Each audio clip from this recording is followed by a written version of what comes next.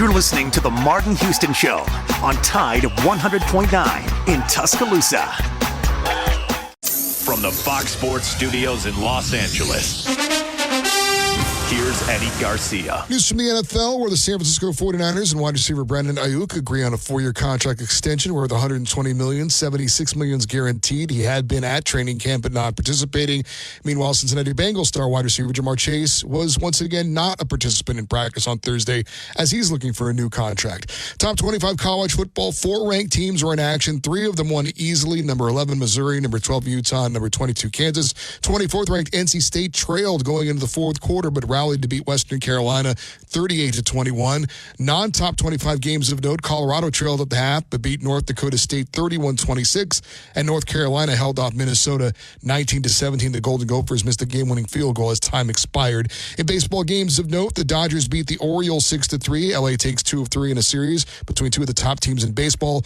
Astros beat the Royals 6-3. Phillies get by the Braves 5-4. The Red Sox were shut out by the Blue Jays 2-0. Alabama 1st and 10 on the 12. Again, Houston. He's got a hole. He's over. Alabama touchdown. I'm just wondering if your listeners know how good a football player you were. I can still see you playing that fullback, knocking those players out of the way. And I believe I could have run behind you. Martin, I can remember when we came to summer and you were playing fullback up there, and I saw you in the weight room and watched you work out in the weight room. And you were strong enough to pick up the whole weight room. I wanted to pick it, and our running back coach didn't take the test. biggest mistake we ever made. The Martin Houston Show with national championship winning fullback Martin Houston, giving you 1 hour of intense, hard-hitting analysis from an insider's perspective. It's time for the Martin Houston Show on your home for Alabama sports, Tide 100.9, and streaming on the Tide 100.9 app.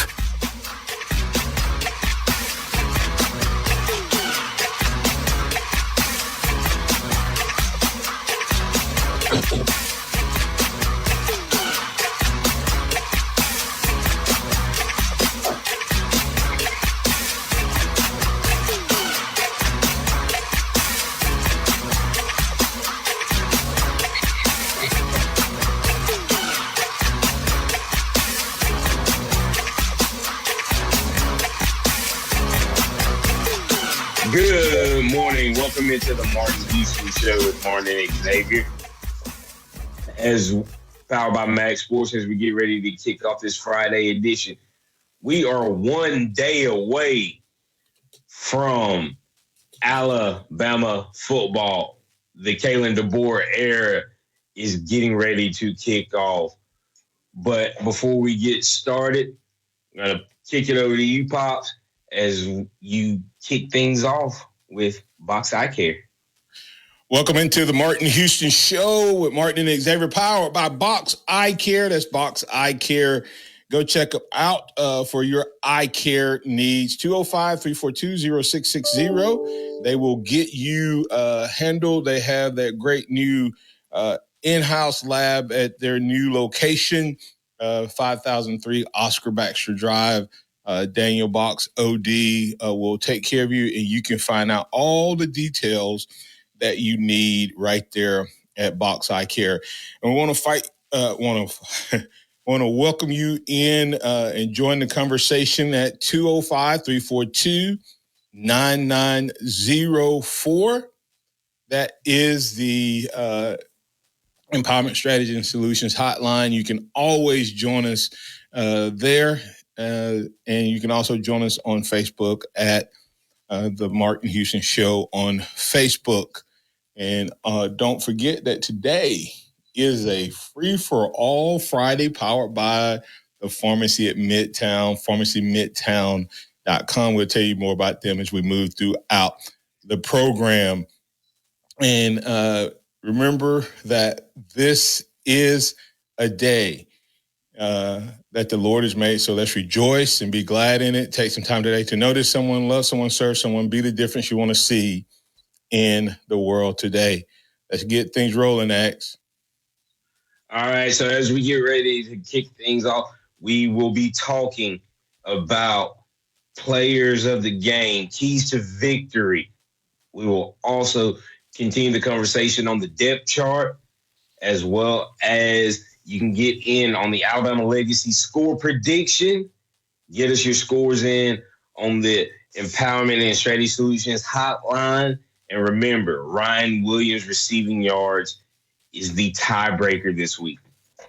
But to pick it up where we left off yesterday, we talked about the right tackle. And we said we all feel like Will Conform be the first one out, but we will see Elijah Pritchett at some point in this game, of course. But to pick it up, cornerbacks,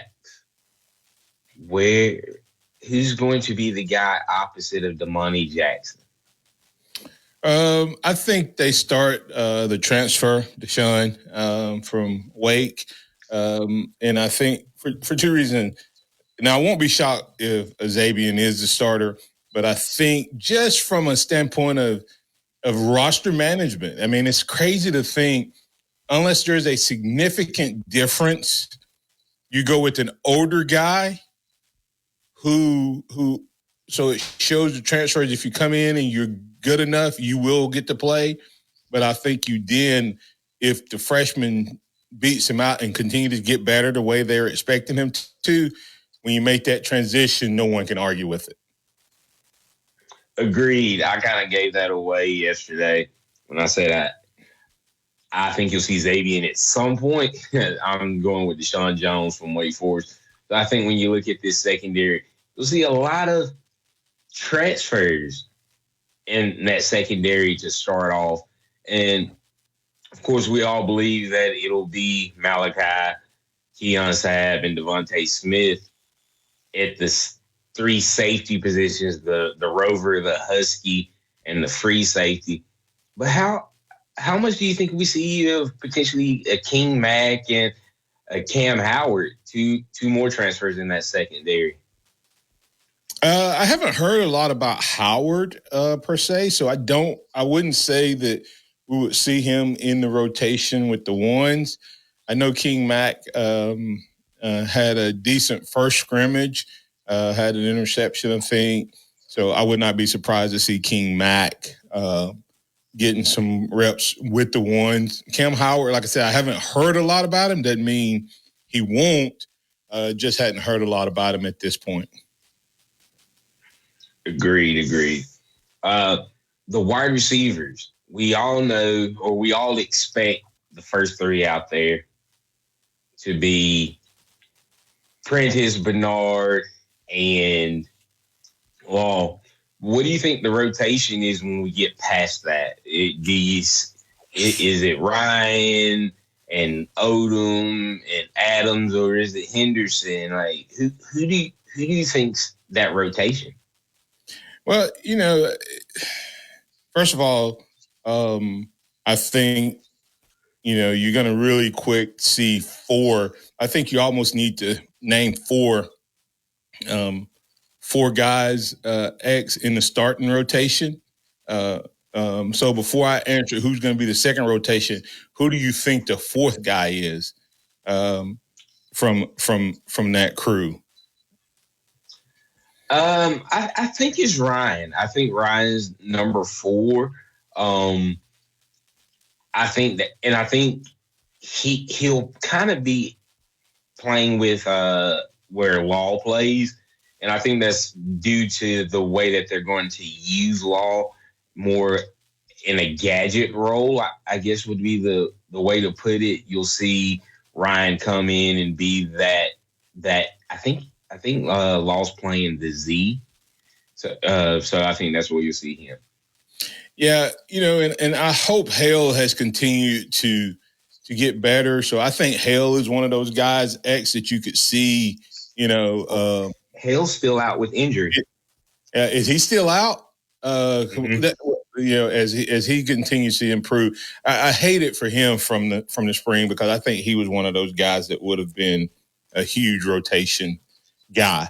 But when you look at it, I think that Ryan will be in there, and I think it's going to be a battle based on how they use him between Cole and Ryan for that fourth guy. I think if the fourth guy is a slot guy, then you may see Cole in there. You know, you see what I'm saying? Like it's really based on the mix up. To your point, I think Jeremy is receiver one. I think Kendrick is going to be the inside guy, and I think Prentice. But they move Kendrick's so the much. Inside guy. Do what now? Kobe's the inside. I think Kobe's the inside guy.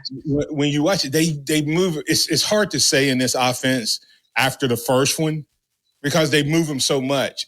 The reason Kendrick was in some more was because he's a motion guy. He was a motion guy a lot. That makes sense. Yeah. So when you put him on the outside, it makes it harder. It makes it more obvious sometimes that you're going to use him in trick plays. So that's what I'm saying. So I think those three is just kind of who they need to get there. Then a guy that we're not talking much about is Emmanuel Henderson with, think about this, X, with Jalen Milroe's strength. Does that in this staff's play calling, does Emmanuel Henderson kind of start off a little behind, but quickly becomes sort of like J-Mo? Remember how J-Mo just slowly became more and more deadly as the season went along because he could take the top off?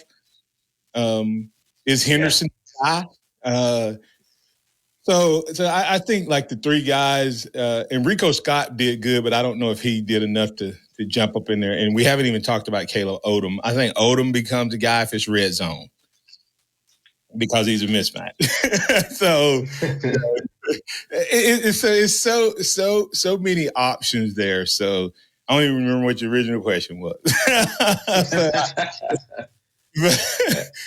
But young guys, but I think a lot of talent in terms of that 5 or 6 rotations. So top 6 guys: Odom, Adams, Henderson, Williams. Those 4 will be battling to be that 4th guy. And I think by the time the season starts, it'll be Williams. X, what we got coming back out of break? I'm getting ready to go to break here, but what we got on the other side? Where are we going? When we come back, we're going to get Pat on the Empowerment Strategy Solutions hotline. We're got another question about depth in the way that these guys will play, but then we will get into players of the game, keys to victory. Remember, this is a free-for-all Friday, so you can join us on the hotline at 205-342-9904 to give us your opinions on the game. All right. When we come back from the other side, we'll have that conversation as we get out of here. Go check out North River Timber Company, northrivertimberco@gmail.com, or call Courtney White or Case Pearson at 205-242-5127 or 799-0665. That's North River Timber Company, LLC, timber harvesting, appraisals, and land management. Courtney White likes to say having land is like having money in the bank. Let them help you maximize that money and that land, your land's potential. That's North River Timber Company, LLC.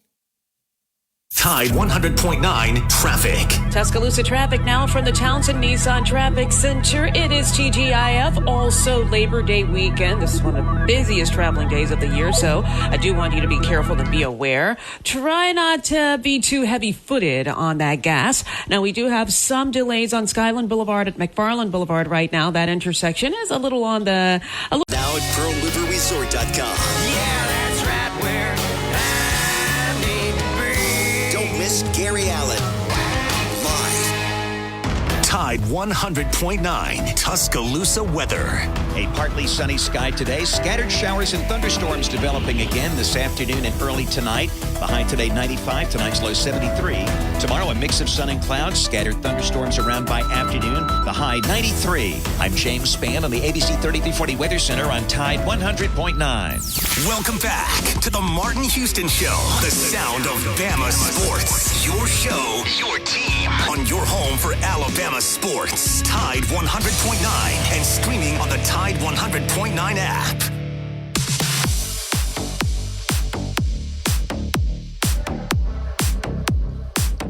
Welcome back into the Martin Houston Show with Martin and Xavier, powered by Max Sports. We get ready to kick off the second quarter. We have Pat joining us on the Empowerment and Strategy Solutions Hotline. How you doing this morning, Pat? Good morning, guys. Well, hey, with Finley being a reputable quarterback this weekend, are we going to be able to get enough pressure on him without showing too much of our blitz packages? Because, hey, and I'm hoping that we can get through Wisconsin without doing it, because I want to absolutely murder Kirby when he comes to Tuscaloosa. And I'm hoping that we can get to that point without having to show Kirby what we got. Well, I mean, go ahead. I think this offensive line this defensive line is good enough to get to the quarterback without a ton of blitzes and pressures, especially this week. But when I've listened to Coach Womack talk, that's just part of what he does. He's going to blitz. He doesn't care who the opponent is, what level. That's a part of his system. So we're going to see blitzes, stunts, all of that, just because that's what he wants to do.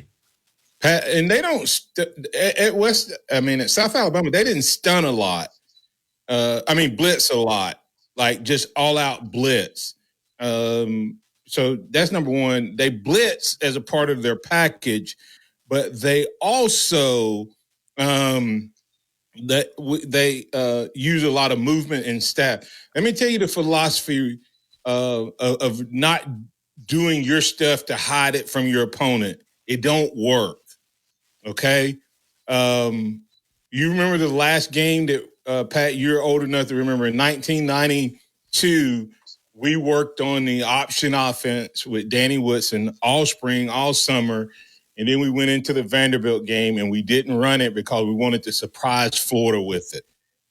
We had six fumbles. 6 fumbles. Sure did. Nearly lost that game, yeah.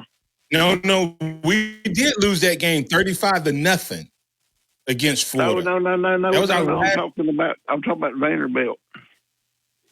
No, we always played Vanderbilt close under Coach Stallings because you would beat good teams by a lot and barely beat bad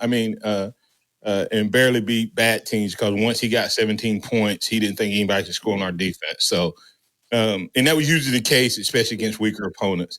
But my point is, this is a new staff, a new system, and they better be putting in what they want to do against Georgia and every good opponent. So I don't prescribe to don't show them. Now, that doesn't mean that you don't have some specific game plan things, but you better run your system week 1, 2, and 3 if you're going to beat, the team that obviously with Saban off the sideline has, potentially the best coach in college football. You better get your stuff right. That's just my thoughts. Yeah. Hey, do you guys feel like we can get 2 non-offensive touchdowns in this ball game? Ooh, potentially. I think that's something that can always happen, especially against a lesser opponent. I say yes, Pat. We'll have 1 special teams and 1 defense of some variety. Yeah, okay. That's what I'm hoping. Because that'll make my score 48-7 more of a reality. All right. Okie dokie, guys. Hey, y'all have a blessed day. Thanks. Thanks, thank you, Pat. Matt. Have a good one, Pat. All right, back to the conversation with the depth chart. Of course, we know with the running back room, 1A, 1B is Jam and Justice, Justin and Jam. Whichever one comes out first, we know the other one will be the first back off the sideline. Where does Richard Young fall into this rotation? I think it's a set rotation where he plays. There was maybe there's some plays that he runs that he can execute better. Sort of like when it was Kevin Turner and I, and then, T. Lynch, clearly a guy who was good enough to play, but behind, Kevin and I. I think Richard plays with the ones sparingly. It's just, with as many weapons as they have on this offense, I don't see him having a huge role, but I do see him having some PT, especially, set times after, 4 or 5 series or something like that. He gets to run in there and play because you're one play from him having to be the next man up. Agreed. I think when you break it down, if you were to break it down percentage-wise, I think Justice and Jam get probably 75% of the touches with the ones, and then you'll see Richard get that last 25, and they start to carve out. You think that's high? Yeah, because that just means that, with those two guys, X, that means that they're getting, 75 divided by 2? He's getting almost the same percentage as they do. I think he gets 10% maybe. If we run 100 plays, I think I think as the third team running back at Alabama, if you run 10 plays out of every 100, that's probably pretty good. 10 to 15. Okay. Literally at 70, what you're saying is if we run 100 plays, he's going to run 25 and they're going to run 75 between the two of them, which is only 37 and 38 plays. So he's playing almost as much as they do. Now, if we blow people out, that number will be skewed. But if you're talking about with the ones, that's a high percentage. Do you not think so? Looking at it like that, yeah. One every 4 plays is what you're saying. So that means that they run 3, he run 1. They run 3, he run 1. So that's why I said I think that may be a little high with the ones. Not percentage of plays, but with the ones. Yeah, I guess when you look at it like that, it's more likely to be 10 to 15%. Yeah, that makes sense from that aspect of it. And X, I don't think with him running, if we run 10 plays and he gets, 1 to 2 plays every 10 plays, I think that's pretty high, for a 13 guy when the other two are, elite round, round 1, round 2 type of guys. Okay. So when you throw a throwback team, when you look at Bama in 2018, you had Damian, you had Najee, you had Josh Jacobs. Is it that type of rotation, or is it more heavily laid on Justice and Jam this time around? I say it's more like Trent, Mark, Eddie. Okay. Yeah, I would say he's the Eddie Lacy of this group, who may end up being the best one, but he's the third one right now. Eddie was obviously good enough to play more than he got to play, but he didn't get to play, but so many snaps. Okay, that I can see that with that breakdown. Not gonna get an argument out of me there. We're talking about the NBA. Just kidding.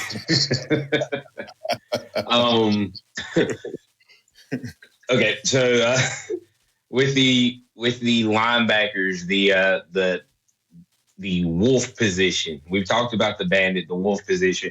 This will be the last thing we get to before we go break and get ready to kick off the second half. Quandarius Robinson is the guy, or he's listed as the starter. How much do we see of Keanu Coate, and do we see a good bit of Quay Russaw at that position? It's really based on how they end up. Now, Pat was talking about something in this game. It'll be interesting to see how much they use the two defensive ends. I call it the Copeland and Curry package. So it's based on how much they use that, because that will eat into, Quay and Keely's, Colt into his PT. So I say you'll see them some acts, and Quay will maybe the third guy out, but don't be surprised if they don't figure out how to get, some two linebacker stuff in there with those guys, because Quay had an unbelievable offseason in summer camp. So I think he's going to be hard to keep off the field. Colt had a good spring, hasn't made as much noise in the summer, but, that just means the other guys made more, not that he had a bad spring. All right. Well, that's it for the first half of the Martin Houston Show. Did you see Curtis? You can respond to this. Curtis Moore said, do you know if Devontae Smith won the starting Husky spot over Red Morgan? And he said, I guess it'd help if Coach would do a depth chart, but may not get that. Any thoughts on that before we get to break real quick? From what I've heard, that it's been Devontae's job. Red will be a guy that you see a lot in the rotation. It was one of these things, kind of how we feel with the wide receiver room or the running back room. That this team's deep, and you got a lot of young talent. And in games like this, you want to get a lead. You want to get those guys reps. And so I think you'll potentially see more of Red in this game than you might see in the season. Or, this might just be a jump start to him getting a ton of playing time. Yeah, Red they're going to have to, work. You're going to have to beat him off with a stick. Huh? Yeah. You're going to have to beat him off with a stick. Yep. I think you're going to see some of these young guys playing early, too. I think that the defensive backfield is really talented. So we'll keep that going. Hey, it's a free-for-all Friday powered by the pharmacy at Midtown. New patients, call 205-579-9933. They're more than just a pharmacy. They can help you with, taking care of compounding meds made with you in mind. Free delivery. They'll bring it right to you.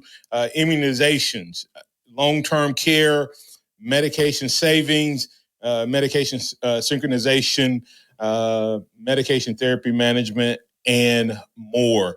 And you'll find all those great services, along with being a great pharmacy and taking care of what you traditionally expect. The pharmacy at Midtown, TJ and his team are waiting on you. You can visit them online at pharmacymidtown.com or call, once again, 205-579-9933 as they bring you the Free-for-All Friday on the Martin Houston Show with Martin and Xavier, powered by Box Eye Care. We'll be back to keep the conversation rolling.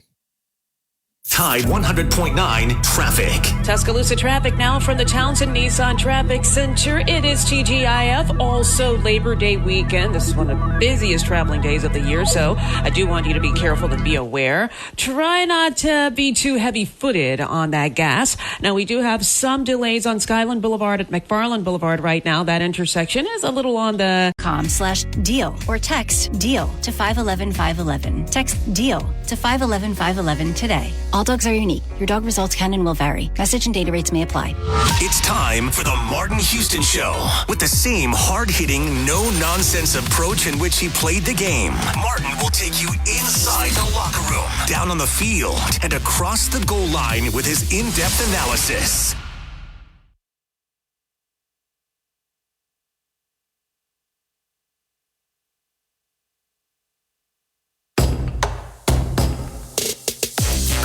There before 7, and that's really when they got to check in.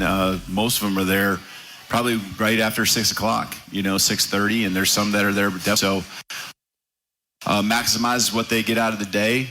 It's, academics in the afternoon. Once they get past practice, I think they feel really good about a sense of accomplishment when they have practice behind them already by 11:15, 11:30, and they get 3 good meals because they're eating breakfast before practice, they're eating lunch after, and they're eating dinner right now as we speak. So, I think it maximizes what they're putting into their bodies, what they're getting out of the day, whether it's football related or not. What's different about this week? All right, welcome back in. That's Coach DeBoer talking about why he does the early morning practice, X.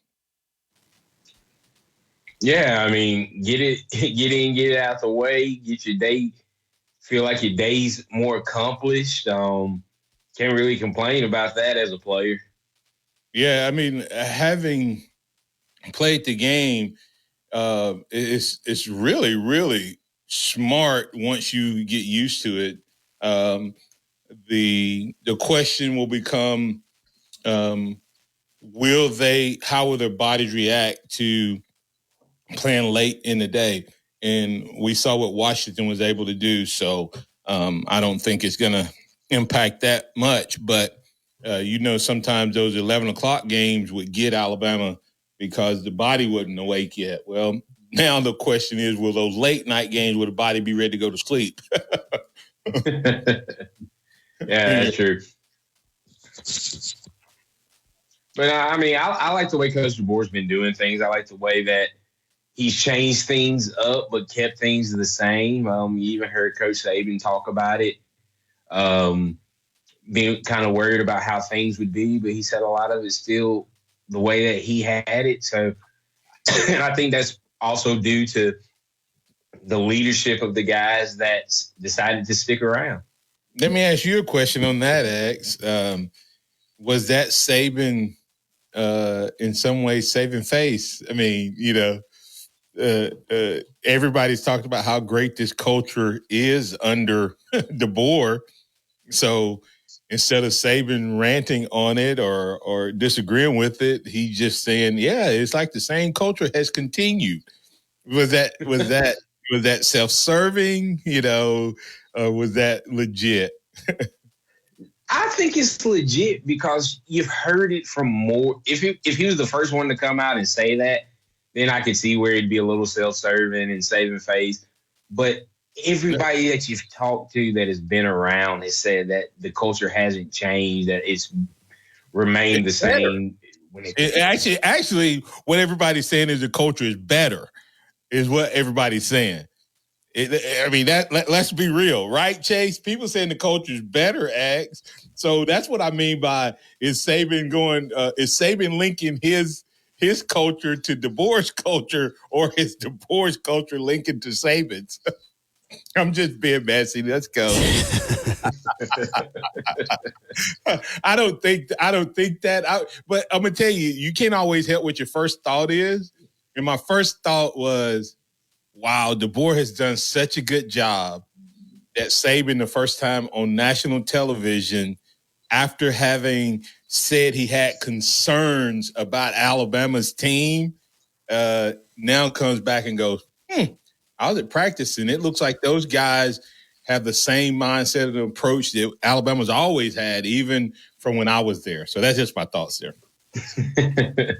Hey, you never know, maybe. But as we get into what are some of your keys to victory for this game? Well, when you look at this game, X, I don't think that there's necessarily any concern with whether or not Alabama is going to win this game.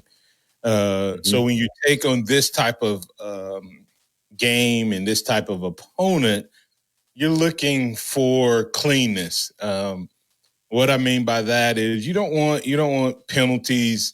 Let me say it this way. I'm not giving you keys to victory. I'm going to what's the goal for DeBoer. Because I think if Alabama shows up and plays bad, they'll still beat this Western Kentucky team. And that won't mean a thing, But what transfers into the rest of the season is, I think, is clean play, no penalties. Remember how bad we had gotten on penalties at Alabama? We've been one of the most penalized teams in the country. So cleanness there. Then I want to see the growth of Jalen Milroe in what he means as a quarterback in terms of the variety of plays. I put up a video on Facebook X in the Middle Tennessee game, and it showed him running a touchdown off of a bad snap, running it off of a read option, throwing a deep ball, and then scrambling, which is his entire toolkit. Well, we didn't use that. 2 of those plays were unscripted, and the rest we just didn't utilize him enough. And I want to see that in this game. And then I'm watching the defensive side of the ball. The running back, wide receivers, of course, will come with that. But then the running back, the DBs, I want to see no mistakes. It's been so long, Xavier. Even though we did good last year, what did we always see in just about every game that had a quarterback could throw the ball deep? We would see a guy run wide open.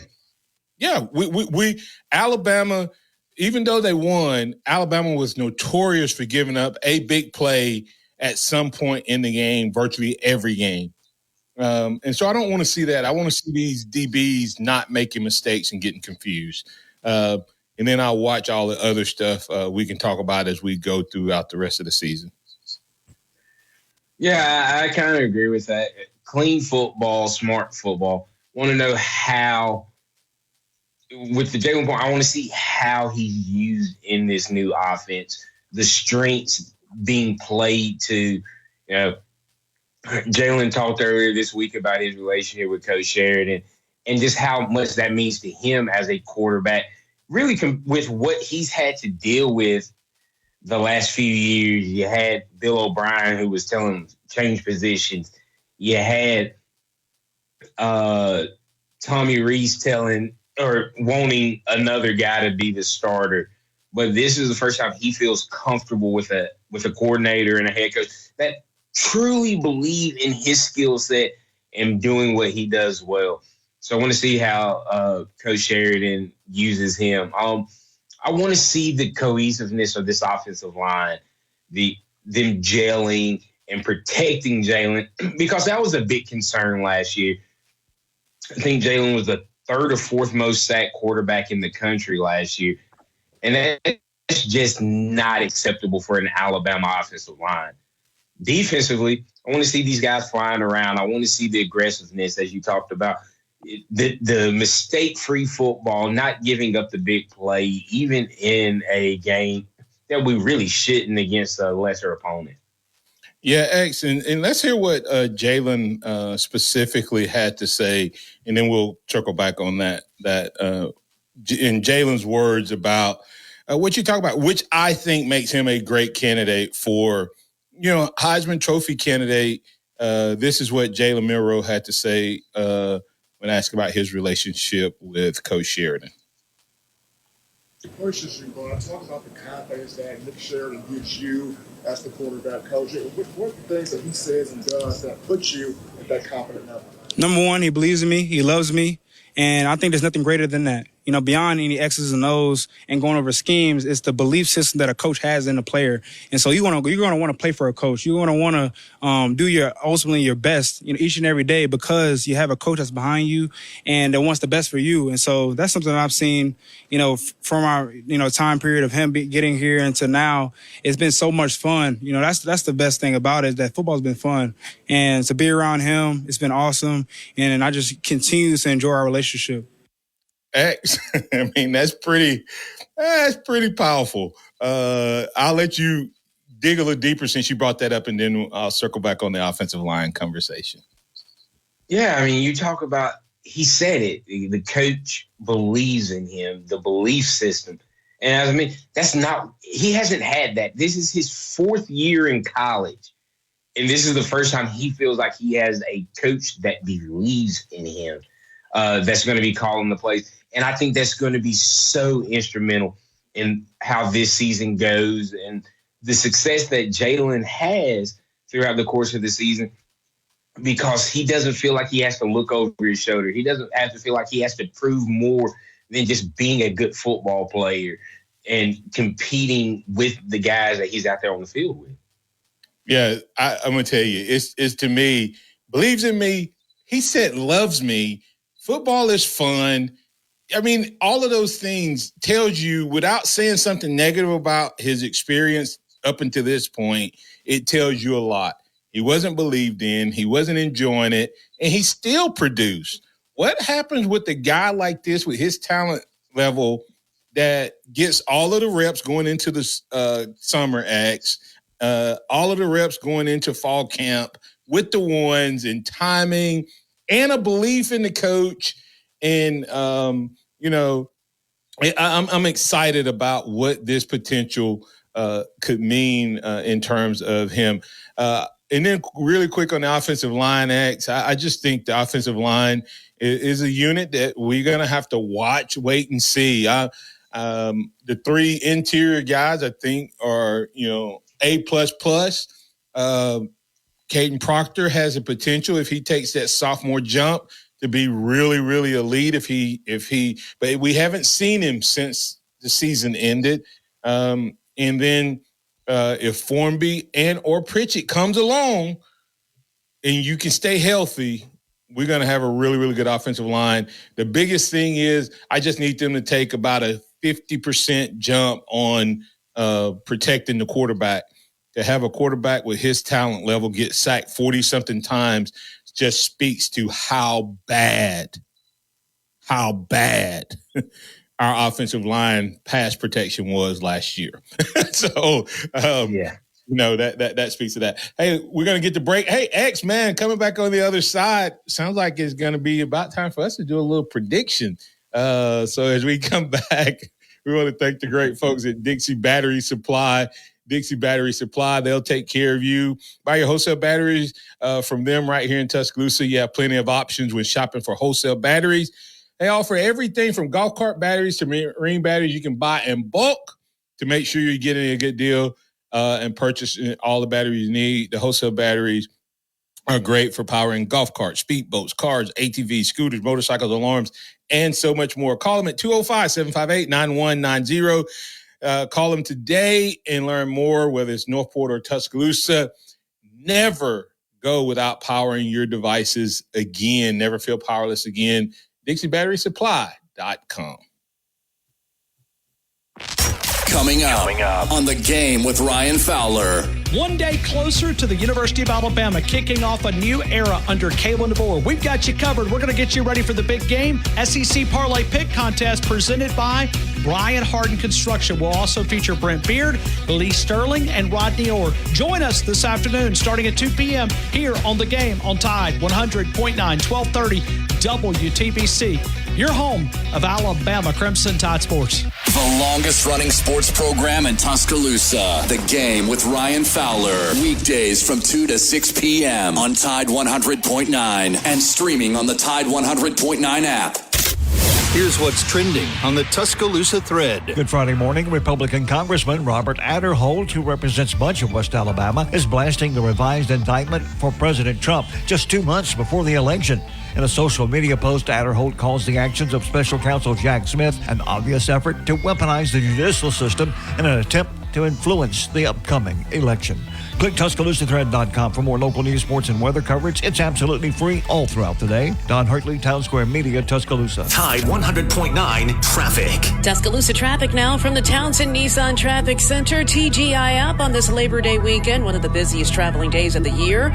We are looking at Cottondale trouble on 2059 westbound just before Buttermilk Road. This accident's going to knock out that left lane, the right lane squeezing by. And we've also got some construction zones now. Long-term projects project will remain. The show is presented by Academy Sports and Outdoors, Skyland Boulevard, Tuscaloosa, and the new location, Highway 280, Birmingham. Online at academy.com. The sound of Bama sports. Your show, your team. The Martin Houston Show on your home for Alabama sports. Tide 100.9 and streaming on the Tide 100.9 app.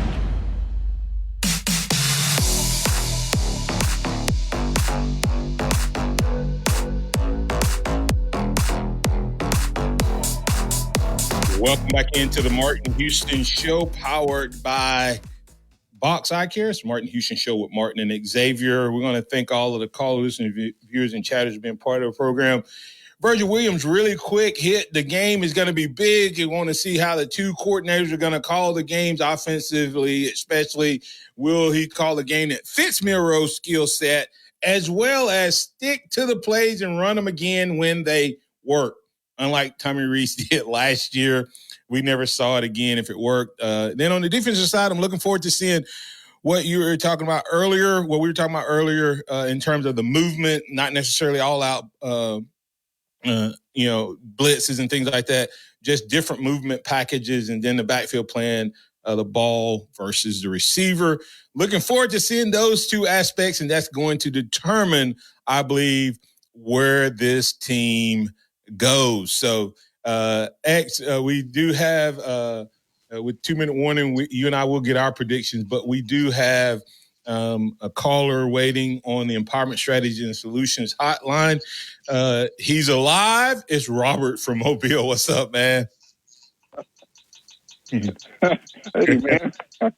Oh, is the football season started yet? It's here, Robert. Hey, I do got a question for you, though, because the guy had been listening. Who do you think is going to be Milroe's main guy as far as wide receivers go? You know, since we lost Bonds for various circumstances, who do you think is going to be wide receiver one now? X, I'll let you go first. I think it's Jeremy Bernard right now. Could that change throughout the course of the season? Absolutely, but I believe that Bernard will be the go-to guy to start off the year. Yeah, and Robert, and people say I'm a politician because I always have a caveat, Chase. I think play in and play out. I think it's Bernard. I agree with Xavier. Watch a couple things, though. Watch Cole Adams become a Renfro, okay? I literally telling you, the kid, when a kid is not in the echelon of the elite players, but the coaches can't help but bring him up, that means he's doing something that's just catching their eye. So don't be surprised if he doesn't carve out a role and become a safety blanket, because he's going to be, you have to think, when he's on the field, he's probably going to be the fourth or fifth guy, which means that he's going against their fourth or fifth guy. And I think that he will be better than their guy a lot on third down. As the season goes along, number 2 is legit, Robert. He's legit. So the answer now is Bernard. The answer, going into the Auburn game, SEC playoffs, could very well be Ryan Williams. And then I think the Swiss Army knife is going to be Kendrick Law, who's going to have a great season and may have the most impactful season outside of Williams, but he won't be the number one target, if that makes sense. Okay, yeah, because it's kind of just concerning me as far as, Jalen Milroe being able to, hit that ceiling. He had chemistry with Isaiah Bond, there was no question. Okay, now that's gone. Now you got to get it with somebody else. And who's going to get that with? And I'm curious. I'm not sure who that guy's going to be. Let me say this real quick. My safety. Go ahead. I think blanket. I'm sorry. Go ahead. My safety blanket is going to be Kobe Prentice. I think Kobe Prentice is underrated. I think he's the guy that we haven't talked about a lot. But when you look back at the last 2 years, he always makes big plays in big-time moments. And I would say this, Robert. I think Bond and Jalen is overrated. I don't think that Bond would be the second, third receiver he wouldn't be number one if he was here, in my opinion. I think we give him more love because of the way he ended the season. But he would be in line with these other guys. I don't think we have a ceiling as high, but I think the floor with this group from top to bottom, Robert, is stronger than the wide receiver groups we've had the last 3 or 4 years, last 2 or 3 years, other than since Smitty. Okay, yeah, that I miss you guys' analysis. Yeah. But now I'm getting up earlier to listen. Sounds good. Well, hey, do you have a score for us, Robert? Oh, yeah, I guess I never did that. I'll give you the same one I gave Ryan. I said 55-14, maybe the defense. Garbage touchdown and one big play, the usual. Be great if they end that. I hope they do, like you said, stop those big plays. Somebody wide open for some strange reason. Yeah. Hey, what's Ryan Williams' total yards for a tiebreaker? Oh, Ryan Williams? Yeah. Well, I guess 105. I'll go there. Cool. Wow. All right. Thanks, Robert X. I'll toss it to you for Robert. Thanks, Robert X.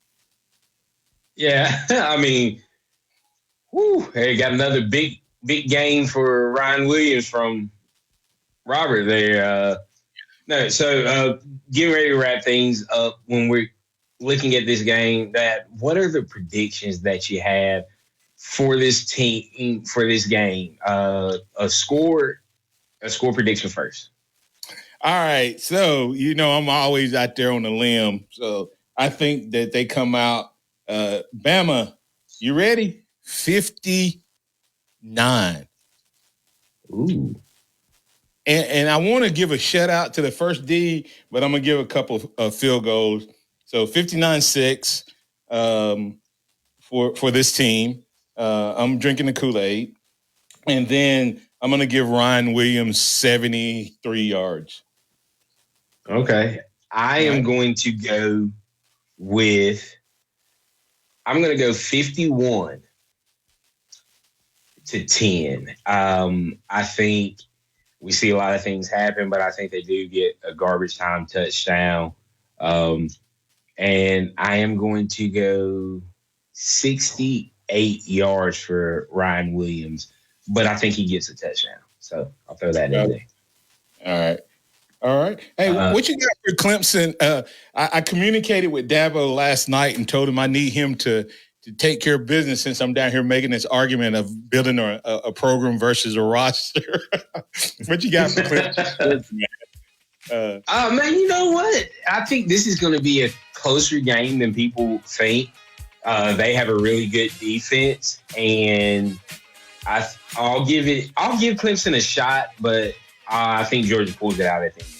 I'm drinking the Kool-Aid. Clemson pulls another upset in the ACC with another big win. Drinking the Kool-Aid. Dabo gets a close win over Georgia. Real quick, players of the game. Players of the game, Jalen Milroe and LT Overton. I am going to go with Justice Haynes and Malachi Moore. All right. Hey, that's Xavier Houston. I'm Martin Houston. That's Chase Brumfield. Thank to all the callers, listeners, viewers, and chatters for being a part of the program. Glad you get up and at them with us each and every day. Want to remind you to trust in the Lord always. Lean not in your own understanding. In all your ways, acknowledge him, and he will direct your paths. We'll be back on Monday with Kennington Smith III, right here on your home for Alabama sports. Join us at Harvest Church on Sunday at 10 a.m., where we love God, love people. Roll Tide, everybody. Go get them, DeBoer and team. It's up to you. What's your pleasure?